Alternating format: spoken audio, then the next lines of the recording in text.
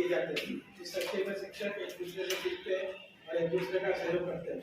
इन समूहों का अंतिम लक्ष्य ब्लॉक के शिक्षकों के माध्यम से छात्रों के अधिगम परिणामों में सुधार लाना होता है।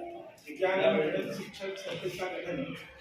राज्य के सभी ब्लॉक में एक विज्ञान और एक गणित सर्किल का गठन किया जाएगा, जिसमें विज्ञान और गणित विषय के परिणाम देने वाले अध्यापक एंड वरिष्ठ अध्यापक विज्ञान और गणित और विज्ञान संकाय के व्याख्याता सदस्य होंगे। ब्लॉक स्तरीय विज्ञान गणित सर्किल में 50 से 60 सदस्य हो सकते हैं। जिला स्तर पर राष्ट्रीय आविष्कार अभियान कार्यक्रम अधिकारी बीओ इसके नोडल प्रभारी होंगे। तब ब्लॉक स्तर पर ब्लॉक के सबसे बड़े विद्यालय के भौतिक विज्ञान या कृषि विज्ञान विषय में से कोई व्याख्याता इसका नोडल अधिकारी होगा। यहाँ अपने ब्लॉक में अजमेर ग्रामीण ब्लॉक में तो उसमें यहाँ मुझे बना गया है वैसे रखना चाहिए, जो कि नोडल का इसका अपना सर्किल का ब्लॉक अधिकारी। ब्लॉक के मुख्य विद्यालय का नोडल अधिकारी शिक्षक अपने मास्टर के रूप में कार्य करेगा। गतिविधियाँ इस क्लब की वर्ष में कम से कम 3 बार बैठक होगी। तिथियों की सूचना ब्लॉक विज्ञान गणित सर्किल नोडल प्रभारी द्वारा सीधे स्तर से आदेश दिए जाएंगे। यदि किसी कार्यालय में तिथियों स्थान की विषय वस्तु को निर्धारित कर इस पर चर्चा की जाएगी। सभी सदस्य विषय की तैयारी के साथ ही बैठक में उपस्थित होंगे। प्रकाश इत्यादि विज्ञान और गणित विषय के शिक्षण में आने वाली समस्याओं पर विचार कर शिक्षण के सरल और रचित तरीकों का आदान प्रदान किया जाएगा। नोडल अधिकारी द्वारा विज्ञान और गणित के प्रदर्शन पीपीटी या अन्य किसी माध्यम से इंस्टीट्यूट द्वारा अध्यापन के कार्य को प्रदर्शित किया जाएगा। स्थानीय स्कूल आधारित गतिविधियों का आयोजन करना। स्थानीय विषय वस्तु उदाहरणों को शामिल कर गणित विज्ञान प्रतियोगिताओं का आयोजन। विज्ञान गणित और तकनीकी के संबंधित शिक्षक आयोजन सेमिनार और प्रदर्शनी का आयोजन। इसमें गणित और विज्ञान की प्रतियोगिताओं का भी आयोजन किया जाएगा। फॉर एग्जाम्पल आज जो है एक प्रतियोगिता रखी गई थी, जिसमें जो आदेश आया उसमें हर स्कूल से एक बच्चे को बुलाया गया था, इच्छुक विद्यार्थी। तो आपको तैयार करना था एक बच्चा कम से कम, और अपने साथ उसको लेके आना था। यहाँ पे प्रतियोगिता की पूरी तैयारी कर दी, अपने साथ पेपर बनाए हुए बच्चे तो 4-5 ही आए हैं। उनको हमारे स्कूल से कुछ ज़्यादा बच्चे डालने पड़ेंगे और ये होगा। नेक्स्ट, विज्ञान और गणित शिक्षण पर मीडिया लेख प्रदर्शित करना। विज्ञान गणित और तकनीकी से संबंधित शिक्षण कार्यशाला सेमिनार प्रदर्शनी का आयोजन। विद्यालय अंतर विद्यालय स्तर पर विज्ञान क्विज वारीवार आदि प्रतियोगिता करवाना। शिक्षकों में गणित और विज्ञान के क्षेत्र में अनुसंधान की प्रगति में प्रोत्साहन देना। विज्ञान गणित विषय के कठिन प्रश्नों पर वीडियो शेयर करना। विज्ञान और गणित सर्किल की गतिविधियों विज्ञान और गणित सर्कल मंडल द्वारा सीधे स्तर से आदेश जारी कर आयोजित की जाएगी एवं अतिरिक्त जिला परियोजना समन्वय को सूचित किया जाएगा। ये खास बात है, विज्ञान एवं गणित सर्किल की आगामी बैठकें जुलाई, अक्टूबर और जनवरी की। इस बार में बैठ हो गए तो अक्टूबर का है, ये 3 बैठकें होने की सिर्फ एक ही बैठक हो पाई है, क्योंकि स्टार्ट ही अक्टूबर से है। किंतु अगले सप्ताह से ये नियमित हो जाएगा और बैठकें अगली बैठक जो हमें मिलेंगे वो जुलाई में। जो आज आए हैं यही शिक्षक कोशिश करें कि अगली बैठक जुलाई में आए और परीक्षा से पहले जुलाई की कोई भी डेट ले सकते हैं हम। सीधे स्तर से उसको अप्रूव करा के सीधे स्तर से आदेश जारी होंगे और फिर आएगा उनको करनी। ब्लॉक के सबसे बड़े सीनियर विद्यालय के नोडल अधिकारी व्याख्याता की अध्यक्षता में ये बैठक आयोजित होगी। जैसे लाल मेयर को इसका मेयर को चुना गया है। बैठके ब्लॉक मुख्यालय या ब्लॉक के किसी कोई भी अगर दूसरा स्कूल इंटरेस्टेड है तो वो भी अपने यहाँ बैठक कर सकता है। यदि अगली बैठक दूसरे स्कूल का भी हो सकती है, जरूरी नहीं कि हमेशा सराहना नहीं है। किसी उच्च माध्यमिक विद्यालय के नोडल प्रभारी की अनुशंसा पर सीधे द्वारा रखी जा सकती है। परिषद स्तर से संतान की जारी होने राष्ट्रीय आवंटन के खिलाफ इस गतिविधि के संबंध में अग्रिम कार्रवाई की जाएगी। ब्लॉक स्तर से गतिविधि की राशि नोडल विद्यालय को एक मुफ्त जारी की जाएगी। इस संबंध में इस गतिविधि में आवंटित राशि का व्यय सत्र की बैठकों में होने वाले जलपान एवं आवश्यक उपकरण विज्ञान गणित के प्रचार प्रसार वर्कशॉप सेमिनार विशेषज्ञों की वार्ता आदि पर सतत से नोडल प्रभारी की अनुशंसा पर दिया होगा। यात्रा देने राशि का उपयोग नहीं किया जाएगा। इसमें विज्ञान गणित सर्किल की बैठकों गतिविधियों का रजिस्टर संदर्भित गतिविधियों की संक्षिप्त और फोटोग्राफ राज्य परियोजना कार्यालय को भिजवाना है। सदस्य शिक्षक जुलाई से जनवरी के बीच त्रैमासिक रूप से मिलेंगे और सर्किल का वार्षिक गतिविधि कैलेंडर विकसित करेंगे। जिसे हमें अपनी गतिविधि को विस्तार से विचार विमर्श करना है। इस सभी ने मिलकर यह तय करेंगे कि बच्चों को कब इकट्ठा करना है, और उनमें से जो टैलेंटेड बच्चे हैं उनको छांट के उनको ज़्यादा प्रोत्साहन देना और उनके लिए क्विज प्रतियोगिताएं, पॉइंटर प्रतियोगिताएं या शैक्षणिक भ्रमण भी हम उसमें आसपास के क्षेत्र का कर सकते हैं। नेता संबंधी निर्देश, जिस पद में राशि वितरित कराई जा रही है ये राशि को गतिविधियों की मॉनिटरिंग, प्रत्येक गतिविधि की दृष्टि संस्था प्रधान द्वारा शाला दर्पण पर बने मॉडल पर की जाएगी।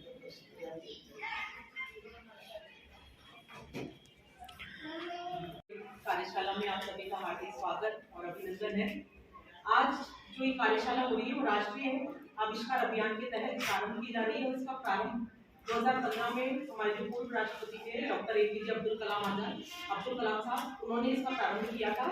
और इसका मुख्य उद्देश्य जो 6 से 18 आयु वर्ग के जितने भी बालक बालिकाएं हैं हमारे, तो उनको लक्षित किया गया है इसके अंतर्गत कि किस प्रकार हम बालकों में वैज्ञानिक चेतना का विकास कर सके ताकि बालक हमारे भी नवाचार कर सके अपने आगे कार्य के अंदर। जो भी कोई प्रयोग करते हैं, हम कोई मॉडल वगैरह बनाते हैं, तो उसके अंदर वो किस तरह से नवाचार कर सकते हैं। तो इन चीज़ों को ध्यान में रखते हुए इसके कार्यक्रम का शुरुआत किया गया। अब चूंकि इस विद्यालय को नोडल के द्वारा हमारे ब्लॉक स्तर पर इसको चुना गया है नोडल प्रभारी के रूप में, तो सर आपको जो भी गतिविधियाँ होगी वो कार्यक्रम की वो करवाएंगे आज इस कार्यशाला के अंतर्गत। और मेन चीज है कि हम बच्चों को किस तरह सरलतम रूप से अधिगम करवा सके बच्चों में, कि कैसे वो प्रभावी अधिगम कर सके बच्चे। तो उसके लिए आप किस तरह से अपने विद्यालय में जो भी नवाचार कर रहे हैं या नई नई प्रौद्योगिकी का प्रयोग आप कर रहे हैं, तो उसको भी आप आपस में चर्चा करें इस कार्यशाला के अंतर्गत। और उस चर्चा के माध्यम से आप एक दूसरे को अपने विचार भी शेयर करें ताकि एक दूसरे से सीखने का अवसर भी मिलेगा इस कार्यशाला के माध्यम से। और आप लोग जो नवाचार कर रहे हैं, तो अगर किसी ने किया अपने विद्यालय में, तो आप भी अपने विद्यालय में जाकर के उस नवाचार को कर सकते हैं ताकि शिक्षण अधिगम अधिक सफल हो सके, बच्चे अधिक ढंग से हम उन बच्चों को बहुत ही प्रभावी ढंग से सिखा सके। यही हमारा इसका अंदर बेसिक जो मेन उद्देश्य है वो यही है कि बच्चों में वैज्ञानिक चेतना का विकास करें। नवीन जो भी हमारी टेक्नोलॉजी है उस टेक्नोलॉजी का प्रयोग हम किस तरह से करें कि आगे जो भी हमारे कंटेंट है, जो टिपिकल टॉपिक्स होते हैं, उनको किस तरह से हम शामिल कर सके।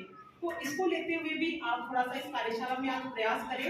आपसे जो भी गतिविधियां करवाई जाएगी, बच्चों की क्विज प्रतियोगिताएं भी इस कार्यक्रम में रखी गई है, तो आप सभी उसको करने का प्रयास करें और अच्छे से आगे जाकर के अपने विद्यालय में नवीन नवाचारों का आप करें। तो सर को आप अवगत भी कराएं, कुछ वीडियोस बना करके भी आप दे सकते हैं ताकि हम आगे हमारे ब्लॉक स्तर पर और आगे संस्था ऑफिस में भी उनको दे सके। तो आप सभी को बहुत बहुत शुभकामनाएं।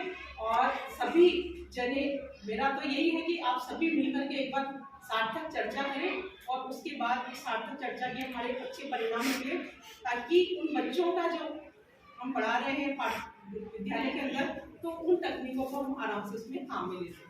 धन्यवाद। विज्ञान और गणित क्लब का तो हर स्कूल में गठन होना है और सरकार ने जो है अधिकतम नामांकन वाले 7 स्कूलों को 12-12 हज़ार रुपये की राशि भी भेजी है।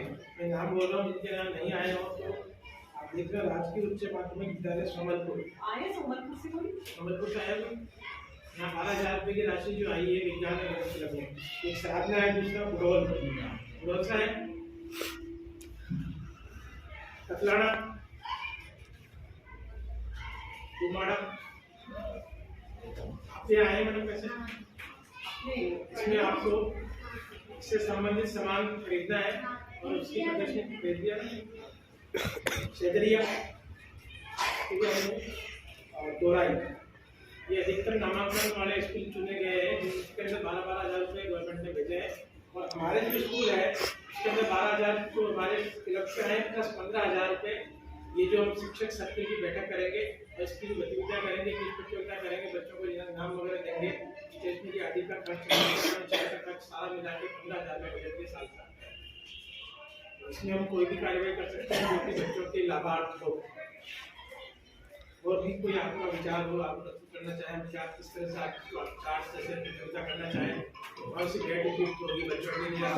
जैसे आप आज आप बच्चे नहीं लेके आए तो इस तरह से तो कोई कार्यक्रम सफल ही नहीं होगा। हमको स्कूल के टैलेंटेड बच्चों को चुनना है, जो सबसे होशियार बच्चा 80% उसका बेस ले सकते हैं। और उन बच्चों के जब आप आ रहे हो तो आप मोटरसाइकिल पे या कार में जैसे भी आ रहे हो, इसमें क्राइटेरिया निश्चित होगा ना कौन सी क्लास को लेना है। 9 to 11 9 to 11 फोटो पढ़ा आपने 6 to 12 9 to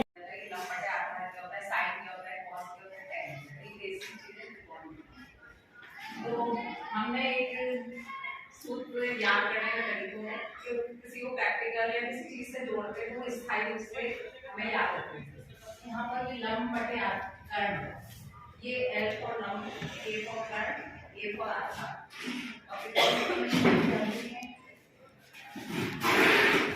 साइंस वालों के हिसाब से बताइए, हमारे मैथ्स वाले साइंस के विज्ञान वाले थोड़ी बहुत तो पढ़े हुए हैं। लेकिन कई बार मैं ये कंसेप्ट किया है, वैसे भी ये पूरी जो त्रिकोण विधि है समकोण त्रिभुज का आधार है। इसमें एक कोण 90 डिग्री का होता है, बाकी दोनों 90 से कम होंगे, जो त्रिभुज के तीनों कोण का योग 180 होता है। एक कोण थीटा होता है, ये लंबी दूरी नापने के लिए त्रिकोण विधि का उपयोग होता है। जैसे चांद तक की दूरी में नापते हैं तो वहां तक थीटा लेकर जाएंगे, तो त्रिकोण विधि का जो कंसेप्ट है उसकी तो बेस होगा।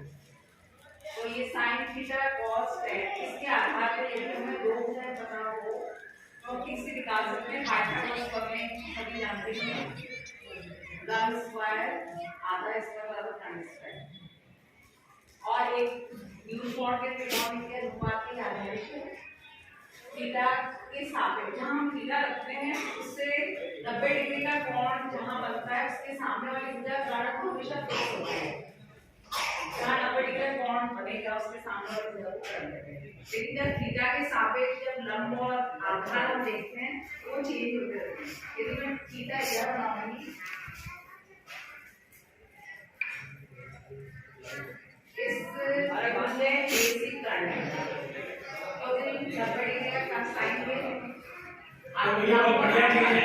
बच्चों को जैसे इतनी मालूम होता है कि कर्ण कौन सा है, 90 डिग्री का कोण है उसके सामने वाली भुजा को कर्ण कहते हैं, कर्ण फिक्स हो गया। थीटा के सामने वाली भुजा को लंब कहते हैं। शेष बची भुजा आधार होती है। ये अपन को बच्चों के स्तर पे जाके होता है।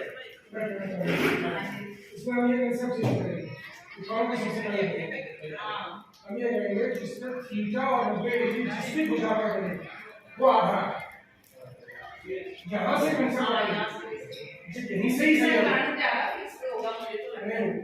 ये कंसेप्ट गलत हो जाएगा इससे। वो जो हमने पढ़ा उसको चेंज करना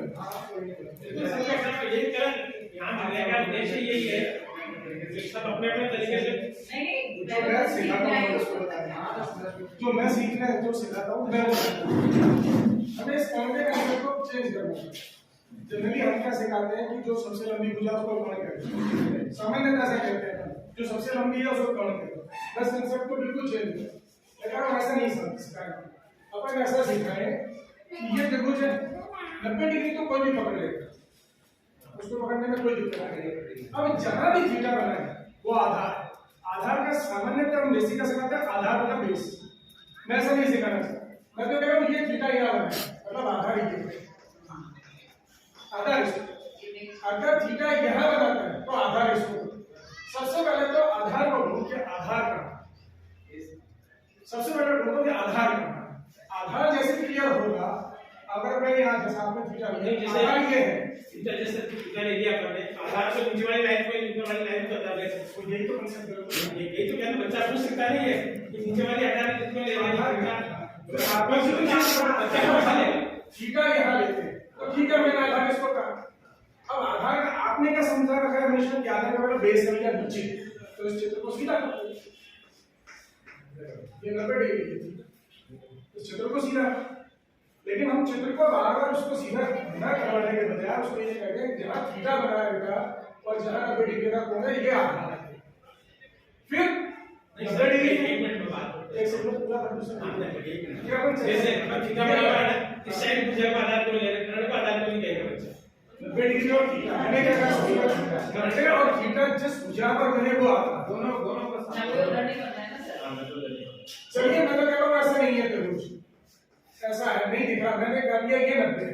अगर मैंने कह दिया ये 90 है चाहे दिखे ना दिखे किसी इसमें 90 थीटा ये है तो ये आधार ही होगा, कुछ भी कर रहे आप आधार ये है। अब आधार जब आपका स्पेसिफाइड हो गया कि आधार ये वाला है तो जो बची 90 डिग्री के साथ वाली वो 100% लंब होगी, कर्ण की जरूरत नहीं है। मैंने जब पढ़ा था मुझे टीचर से सिखाया था उन्होंने भी ये सिखाया कि कौन सबसे पहले ढूंढो, लेकिन जब मैंने इंप्लीमेंट किया इस चीज को तो बहुत ज्यादा दिक्कत आने लगी और तब मैंने कहा कि इसको अगर आधार को पकड़ना है सिखा दे क्योंकि जब हम कराते हैं तो थीटा यहाँ लेते हैं, किसी सवाल में थीटा यहाँ ले रहे हैं, बच्चों को सिखाते रहते हैं, फिर थीटा वहां चला गया। तो मैंने जो स्कूल में इम्प्लीमेंट किया उसमें ये किया कि मैंने पहले सबसे पहले बच्चों को सिखाता हूँ कि आधार कौन सा, आधार पकड़ लिया, 90 डिग्री से आपका लंब होता ही है, तो बच्चों को रखा हुआ है। छोटे बच्चों को हम 36 साल की नहीं करते, 90 डिग्री का बन रहा है उसको देखिए लंब है, तो आधार और लंब पकड़ में आ गए तो फिर कौन साइकोलॉजी से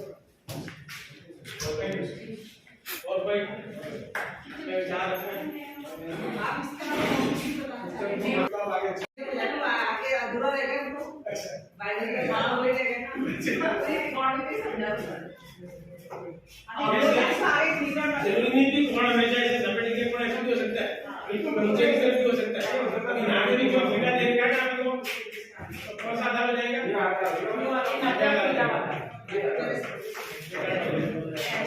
चाहे दिखे चाहे ना दिखे हमको उसको पकड़ने में आगे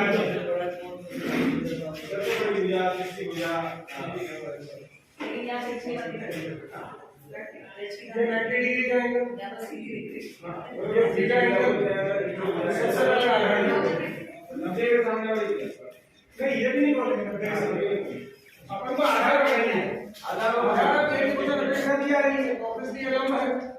अब वो चाहे पहली भुजा छोटी हो चाहे बड़ी हो, कुछ नहीं है। अब जैसा कि मैंने कहा आधार एरिया देते हैं, लंब को एल कर देते हैं और लंब को कह देते हैं हिंदी में, कोई इंग्लिश जिसे हम कहते हैं। ऑब्वियसली लंब बटे कर्ण साइन थीटा, आधार बटे कर्ण cos थीटा और लंब बटे आधार tan। tan का रेसिप्रोकल उल्टा cot थीटा, cos का रेसिप्रोकल sec थीटा और sin का रेसिप्रोकल cos।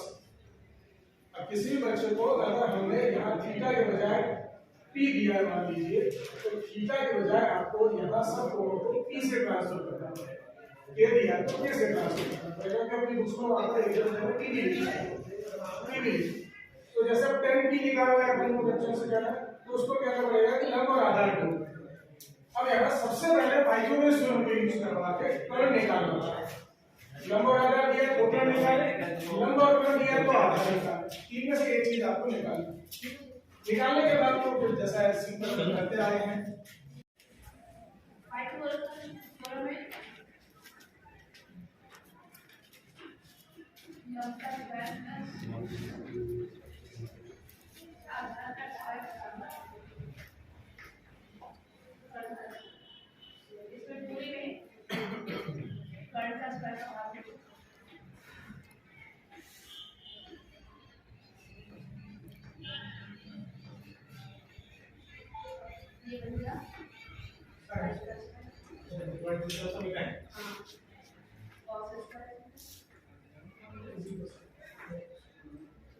इसी तरह से अगर अपन लंब के स्क्वायर का भाग करें तो एक आती और आधा के स्क्वायर तीनों सब एक फॉर्मूला ये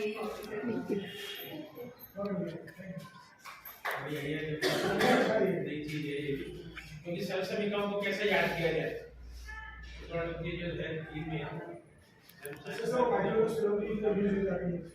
हर सबके पास कुछ ना कुछ बाबा खजाना है। जिस टॉपिक को मास्टरी है वो जानता है कि ये टॉपिक में बहुत बढ़िया पढ़ा सकता हूँ, तो वही आए हमें बताए, आप अपने तरीके से दूसरों को लाभान्वित करें।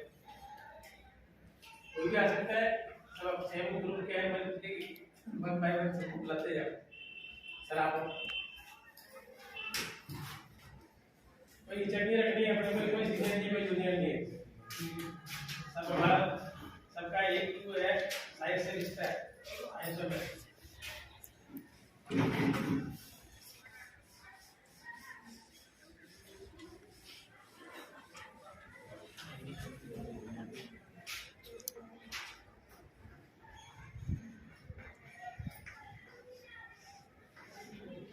पहले तो मैं टॉपिक डाल देता हूँ, बच्चों को यही रखो, पढ़ाने से पहले इसके बारे में थोड़ी जानकारी दीजिए, क्या पढ़ गया है, थोड़ा सा उनका इंटरेस्ट दिखा। कोई भी विषय वस्तु अपन पढ़ाते हैं तो पहले उसमें उन्हें थोड़ी रुचि दिलाए, क्या है हमारा टॉपिक है, क्या लिखा है रिकॉर्ड में भी, बच्चों को अपने टॉपिक पे लाने की कोशिश करता हूँ। तो पढ़ाना है, पढ़ाने उनका ध्यान अपनी तरफ केंद्रित करना है। तो सबसे पहले तो मैं कह देता हूँ हाथ मान के बैठ जाओ, ना बहुत ही ध्यान रखो, सुनो। केवल मैं जो बोल रहा हूँ वो सुनो, मैं क्या लिख रहा हूँ वो देख लो, फिर मैं कहूँ जब लिखना मेरे को जो मेरा तो ये तरीका रहता है। 10 मिनट में इसी में टच करते 10 मिनट में बच्चों को सबको फोकस करता रहता हूँ, कौन कहाँ किसका ध्यान किधर है, क्या है, कौन क्या कर रहा है। मैं कह देता हूँ पेन रख दे, ये रख दे, हाथ बांध के बैठ जा। सही है। तो आधे बच्चे तो कुछ करते ही करते हैं। एक बार इसमें मेरा भी एक तरीका मैं बताता हूँ जरूर कभी मेरी क्लास में कहता हूँ कि हम दोनों में से एक बार एक जना बोर्ड पे लिखेगा, पेन चलाएगा, मतलब मैं बोर्ड पे पेन चला रहा हूँ या लिख रहा हूँ तो आप वो विज्ञान के वो कर रहा होता है, कुछ ना कुछ दूसरे काम कर रहा होता है। एक बार तो घूम लेता हूँ, देख लेता हूँ, बंद कर दे, मेरा काम है।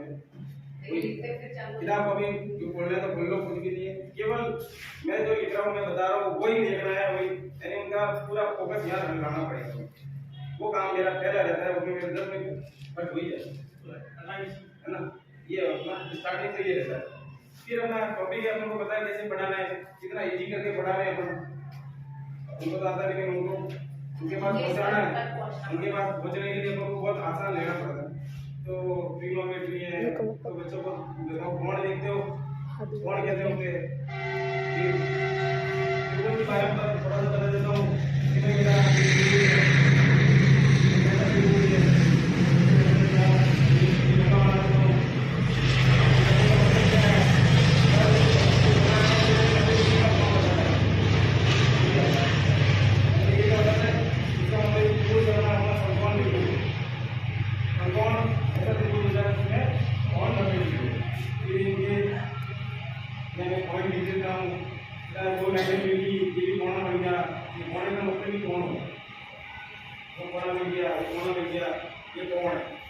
कौन की जानकारी सामने चलती रहती है, ठीक है।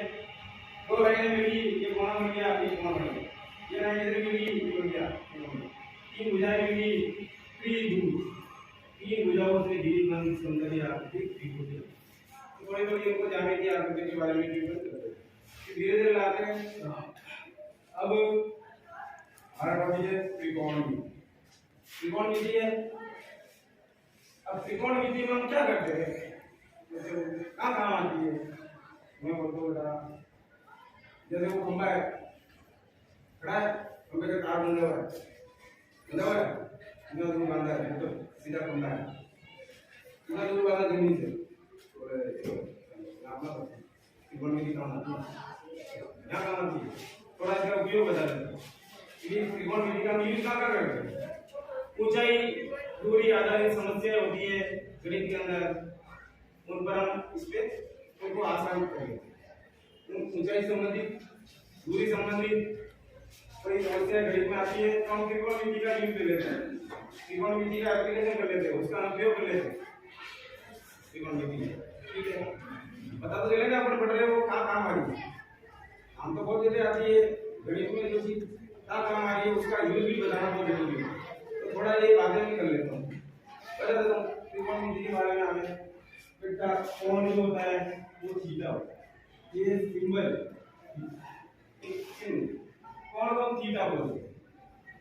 बता रही है निशान, ये कोण थीटा से बता सकते हैं, पाई भी बता सकते हैं, अलग अलग निशान होते हैं। तो हमें ये ज्यादा चलता है इस काम में, हमने ये किया थीटा कोण हो गया, दो कोण मिल गए, कोण हो गया। ठीक है, असल में बताया था कि बहुत बढ़िया कि ये 90 डिग्री का कोण, अब ये कोई भी कोण हो, और ये दोनों द्विगुण है, क्योंकि त्रिभुज में हम जानते हैं तीनों भुजाओं, तीनों कोणों का योग 180 डिग्री होता है, इसलिए ये दोनों द्विगुण कोण होंगे। द्विगुण यानी कि द्विगुण क्यों का कोण के आधार पे मैं बता सकता हूं, द्विगुण कोण, अधिक कोण, समकोण। द्विगुण क्या होता है, जो कोण 90 डिग्री से छोटा होना चाहिए, 89 तक। लिखो चांदे में देखो लिखे हुए 60 से बता दो, चांदा में निकल जाता है। ये देखो चांदे में कोण बनेगा और 0 से बड़ा होगा, 90 और 0 के बीच में चलने वाला द्विगुण कोण।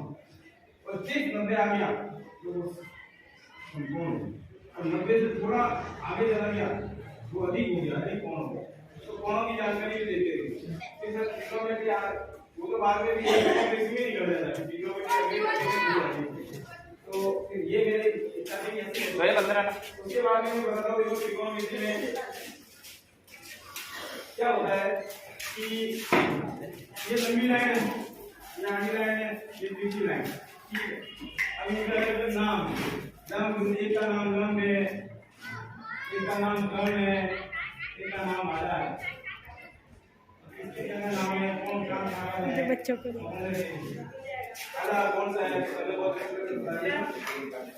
यदि कोशिश करता हूँ ये कौन थीटा ये 90 ये भी रखना है यदि एक को पकड़ ली आधा अब ये दूसरे के अंदर भी होता है नीचे भी जा सकता है इस तरफ भी जा सकता है पलट भी सकता है तो ये अंदर उल्टा कर दूं कैसे कर दूं तो मैं चारों ही बना देता हूं ऐसे भी बना लेता हूं यो भी बना लेता हूं नहीं बस बेटा